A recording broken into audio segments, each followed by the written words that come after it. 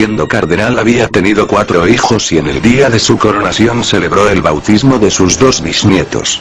Que eligió a 2 de sus sobrinos adolescentes como cardenales. Realizó festivales con cantantes, bailarinas, bufones, y buscó ayuda de astrólogos.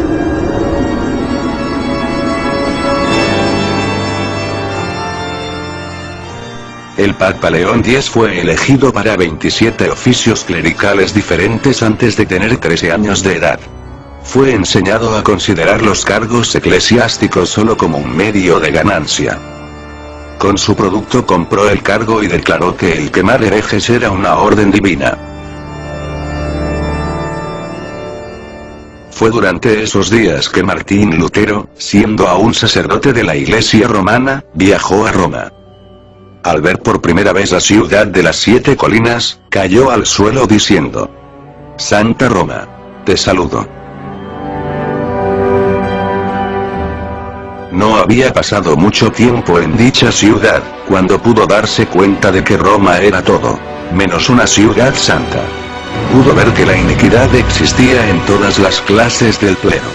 Los sacerdotes contaban chistes indecentes y usaban palabras profanas. Incluso en la misa. Lutero describió a los papas de la época como peores en su conducta que los emperadores paganos de la antigua Roma.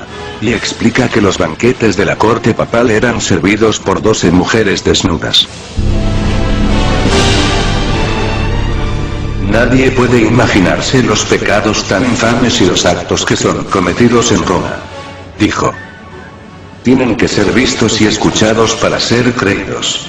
Tanto es así, que se acostumbra a decir: si hay un infierno, Roma está construida sobre él.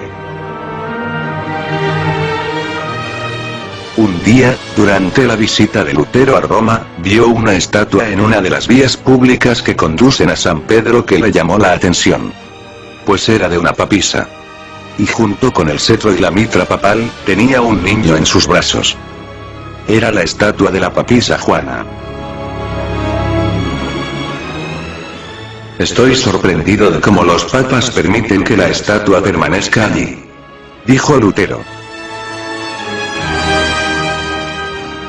40 años más tarde, después de la muerte de Lutero, dicha estatua fue quitada por orden del Papa Sixto V. ¿Quién fue este papa femenino al que la estatua representaba? Se dice que nació en la tierra del Rin, en Ingelheim. Fue aclamada en Mainz, por su sabiduría. Y, más tarde, se disfrazó de hombre para entrar en el célebre monasterio de Furta, entre Frankfurt y Bebra. Se dice que también estudió en Inglaterra y Atenas.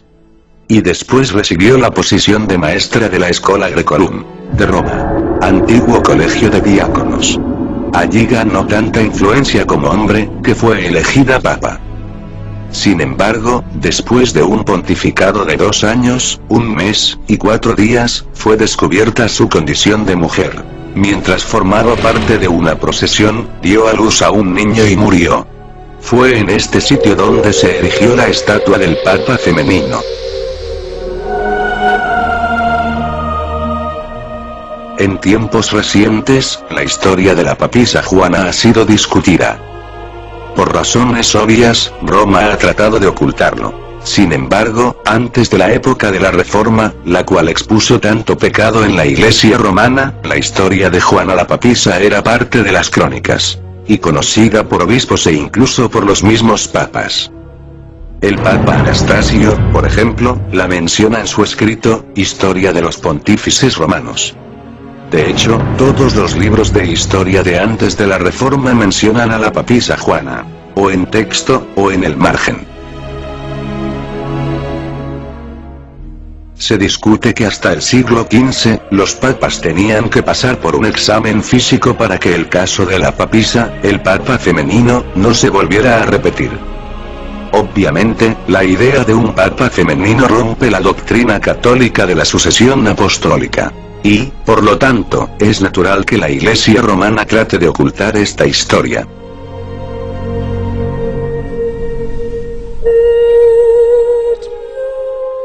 Al llegar al final de esta trilogía de videos, habiendo mencionado la gran inmoralidad que ha existido en la vida de algunos papas, no quiero dar la impresión de que todos los papas han sido tan malvados como estos. Sin duda que los que he mencionado aquí fueron los peores. Pero ha sido necesario referirme a ellos para demostrar que la afirmación católica de que el papado es una sucesión apostólica, es total y contundentemente falsa. Tal declaración católica significa que todos estos papas inmorales, incluyendo a los más ignorantes y perversos, han de ser tomados en cuenta en la línea de sucesión desde el apóstol Pedro y hay que considerarlos infalibles. Cosa que está más alejada de la realidad porque hemos visto que lejos de ser infalibles han resultado ser unos verdaderos herejes, apóstatas, asesinos, adúlteros, satanistas, entre otras cosas.